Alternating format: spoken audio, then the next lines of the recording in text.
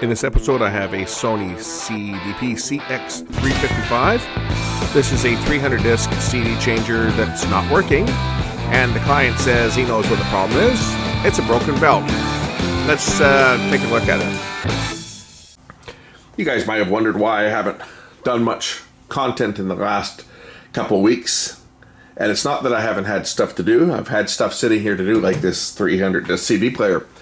But the problem I've had lately is I've been doing a lot of archive work. People have been bringing me their home videos, 8mm and VHS tapes to put onto digital format. And normally that's a pretty simple job. You load the tape in the machine, you press play, you hit record on the DVD recorder or on the computer to record it onto a digital file on the computer. Normally that's a pretty simple process, but lately I've seen an awful lot, as I did a video just recently on the Sony tape problem with the 8mm tapes failing. So I've basically had to sit there and spend hours and hours and hours just monitoring conversions to make sure that they go through, and stopping the machine every 15 minutes to clean the heads. It's created a lot more work, but I got one order taken care of, so let's take a look at this machine here, and hopefully the next order of tapes. I've got two more. Right now, currently, I've got two more relatively large orders of 8mm and VHS tapes to archive. Seems to come in waves, where I won't see any for months, and then I get just buried in conversions. And when I have to sit there and do this, because everybody wants it done yesterday, you know, it kind of backs everything else up. But anyway, let's look into this thing here. I'm told it needs a belt, so before I even power it up, we're going to take the top off it, because I'm told there's a belt that's broken in it.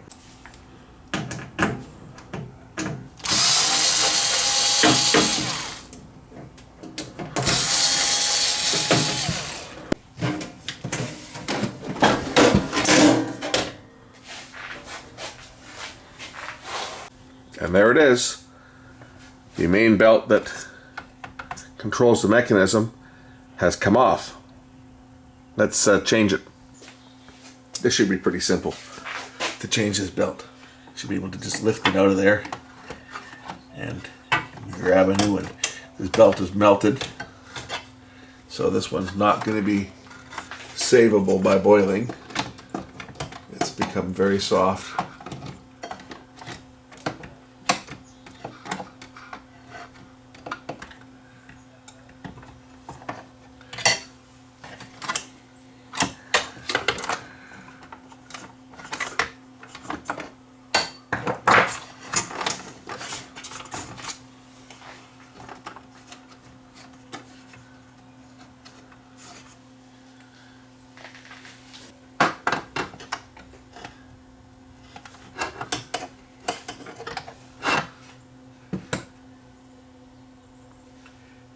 Yummy! This belt is gone to mush. Let's find one that will replace that. I'm sure I've got one. So I have another one here that's a little bit smaller than the one that's stretched. This one might do the job. Let's see whether this will fit. My old flashlight out here so I can see what I'm doing. And it's just a matter of looping the belt over the back and pulling it around the front pulley. See if I can do that without having to take this machine apart. Because, you know, if you can, anytime you can get a belt on without having to disassemble the unit, the better, right? If you can do it without having to take the machine too far apart, that's always the goal.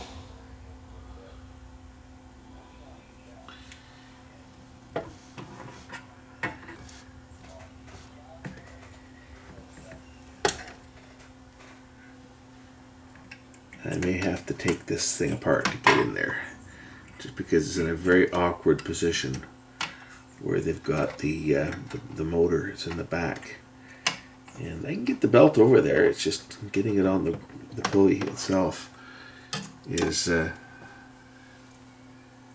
not quite as easy as I would like it to be. So I think I'll take the back off the unit it'll make it just a little easier to get the belt in there.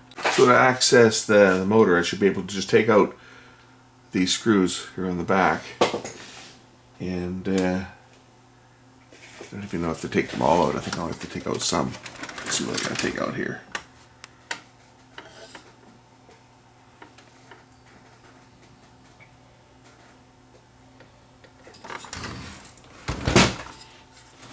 I should be able to remove the back and leave the rest of the mechanism in place by just removing all these screws on the back here.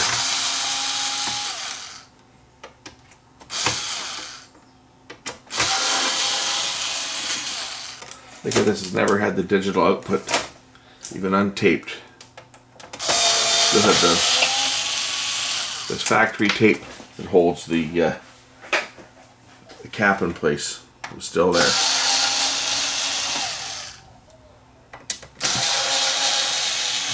That just goes to show that even though CD players all had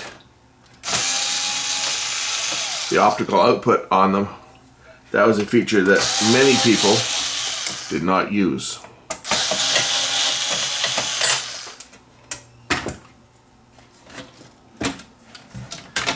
Okay. Now I should be able to get, now that I've removed the circuit boards and the back, I can get into here. Oh, this other belt needs to be changed too. Good thing I checked this. There's another belt right here that's an equally sad shape, and this one needs to go. So it's a good thing I did that, because see, this one here is also just about toast. I think it's the same size, so I'll get another belt the same.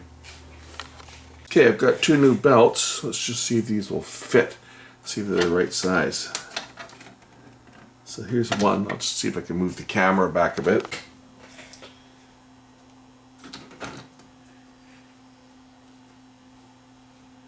There's one belt.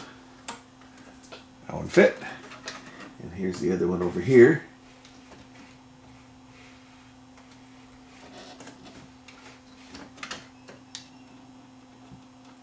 Slide it around the pulley.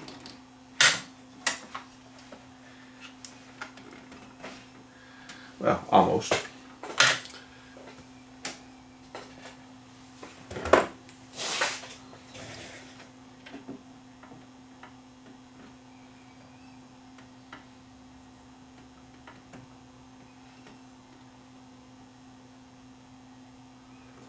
There we go. Two belts.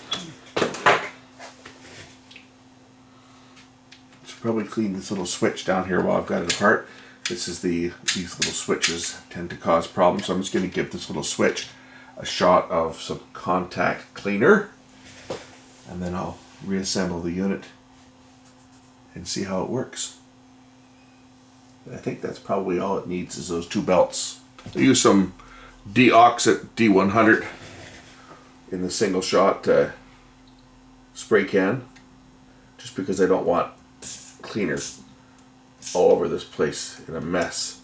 So give it a little shot down there, flip the little lever switch back and forth to work the cleaner into the contacts.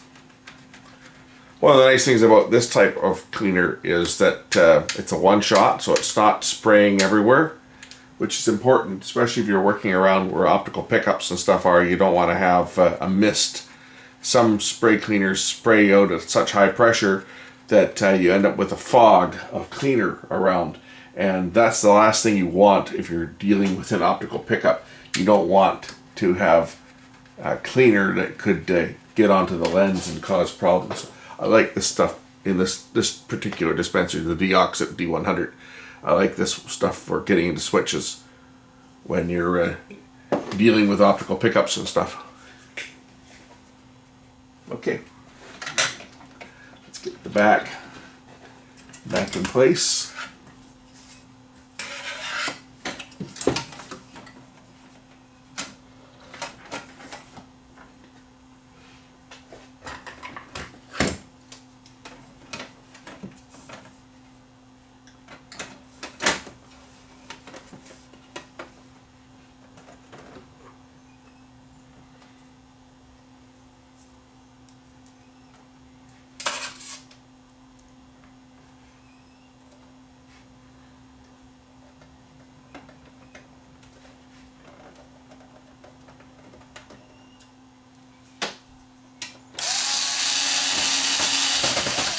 this bracket, these screws don't need to come out, incidentally.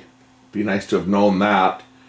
But unlike the screws that hold the top cover on, these ones are not marked with arrows as to which ones you remove to service the unit. So I just remove the back again so that I can get my hand in here and align this thing up and then put the screws in to hold this. This is just a bracket that sits in behind the circuit board to hold it in position. But it's got to go on first. Otherwise you'll never be able to get your hand in there. So you got to put that back on before you put the back in place.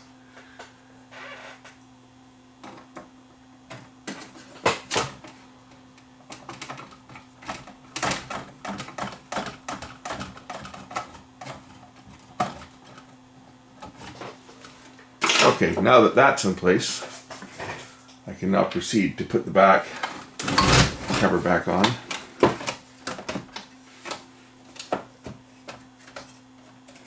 Lift the board into place so that it'll line up with the holes over here, like that.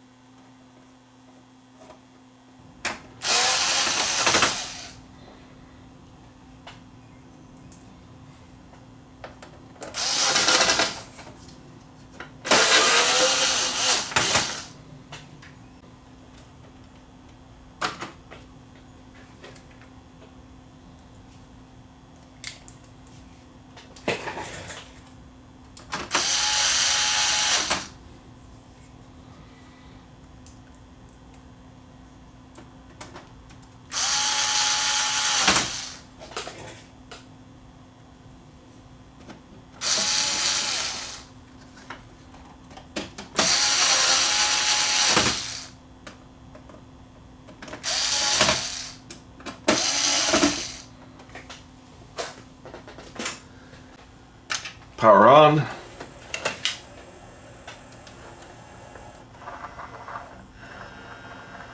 It flashes different color lights back here. It's going to go through and see if there's any discs in all 300 discs. I like these CD players. I have a 200 discer and I wish I had the 300. I wish I had the 400. So I'll just load a few discs in here. I think the label faces to the right. One of these I can't play more than a few seconds, but the other one I certainly can if I just do that. Spin the discs around so that they're in slightly different positions. And if I hit the open close button, see mine has a drawer that pops open and you close it manually. It's going to go through and detect all the discs.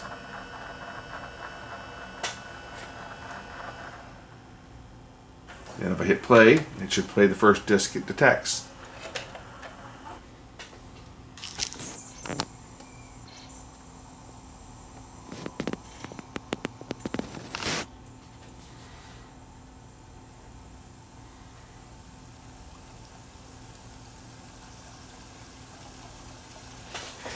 It's a new age type.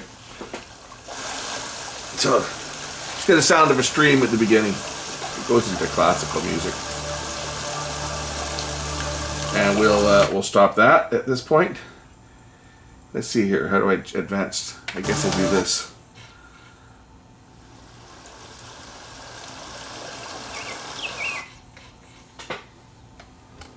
I'm controlling it with the AMS button here. If I want to go to the next disc, I hit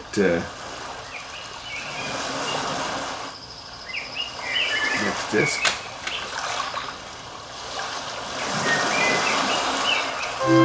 Press in.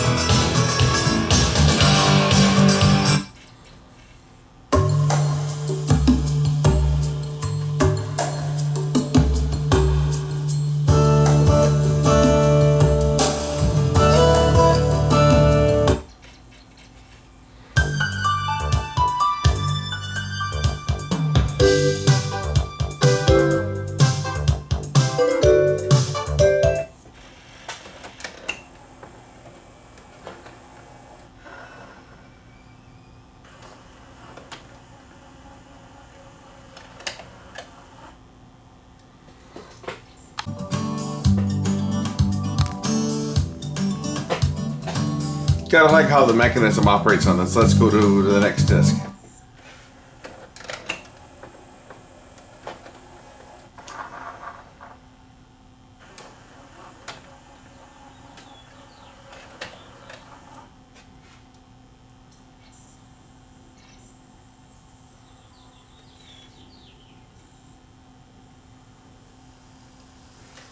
We'll go back to that disc 33, which is the one that's open so you can see. And you can see the little switch in the back that I cleaned, right? The little yellow switch.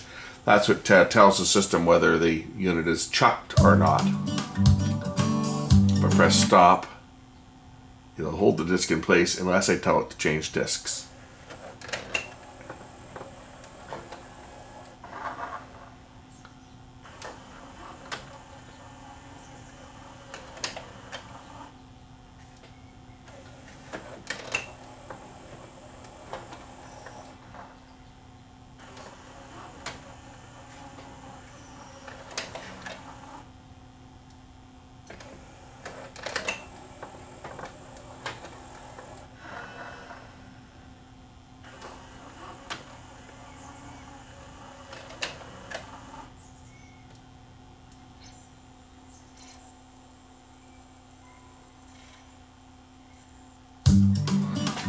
I really like these CD players. The only thing that could have made these CD players better than they are is if the mechanism was up front so that you could actually see it changing the discs. Now that would be the ultimate. If they put this mechanism here in the front, next to where you loaded the discs, you know, when the drawer opens up and you can load all the discs, have the mechanism right beside it or even behind it, so that when the unit is operating, you can see it grabbing the disc and pulling the disc into place. I think that would make these units even cooler than they are. You can't see the disc, you can just see them rotating around in the front window here because there is a window in the front, so you can see the discs turning around as they're spinning around. But being able to see the mechanism operating, I think would have made these things the cat's ass. But I still find them very cool in how they operate, and I love the 200 disc player that I've got. I've always got my eye open for one of these 300 or 400 discs at a reasonable price, and I see them come up. You know, on Craigslist they'll come up cheap, you know, 40, 50 bucks. But every time I see one and I call, somebody else has already grabbed it. So one day I'll get one, but as I say, they're out there. I like them. I like these players, really. I've got enough CDs that I could load a 400 disc unit and still have some, and still not have all my CDs in them. But anyway, that's how you change the belt on one of these, or the two belts on one of these Sony 300 disc CD changers. Thanks for watching. We'll remove the discs now.